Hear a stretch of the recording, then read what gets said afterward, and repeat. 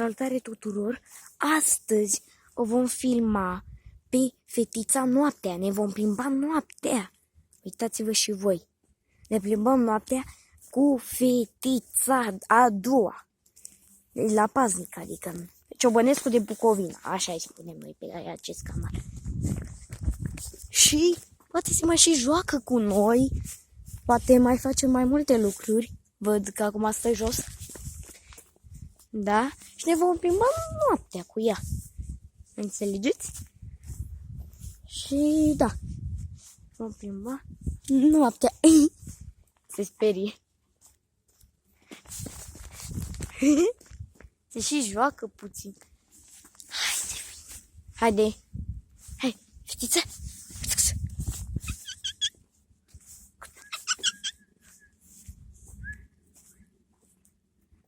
Fetița. Hai.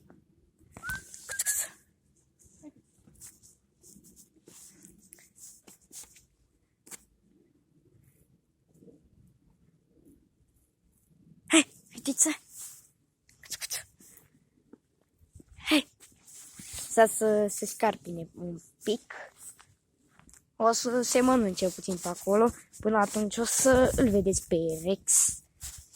Da. Și până atunci o mai film. Mai fac zgomote mai diferite. Și vine. Vine. Este fetița, nu este altă animală. Uitați. Vedeți? Este fetița care o cunoaștem noi. Îi se văd ochii mai ciudat că o filmăm. Și cred că se va plimba cu noi. Uitați-vă, e beznă afară. De-abia se vede. Fetița? Ia să scarpină puțin de puric până atât de mai uităm la Rex. Dar este foarte tare noaptea.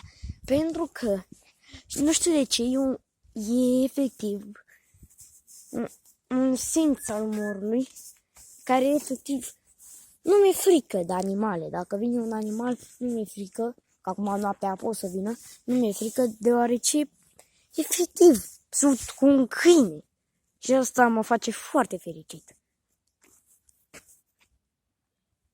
Cuță, cuță!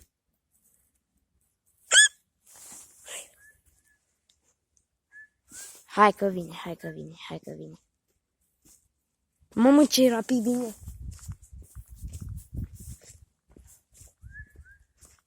Nu mai fera. E ok. Du-te, du-te. Ce faci, măi?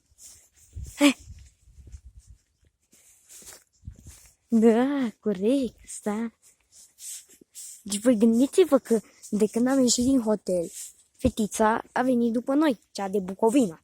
Cealaltă s-ar putea să fie la o ascunzătoare ceva, să se fie culcat. Aoleu, cât taburi fac. Mă rog. Fetița?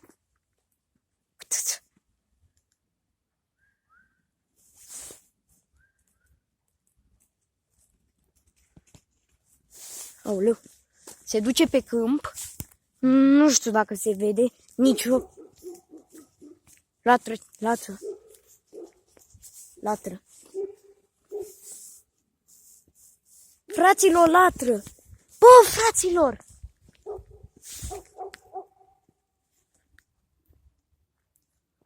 Bă, dați volumul mai tare dacă n-ați auzit-o cum latră. Bă, fugi, fugi! Bă, haide, că cred că e animal pe bune. Acesta a fost videoclipul, sper că v-a plăcut, dacă v-a plăcut, like, subscribe, pe aici ne prind animale, pa, pa!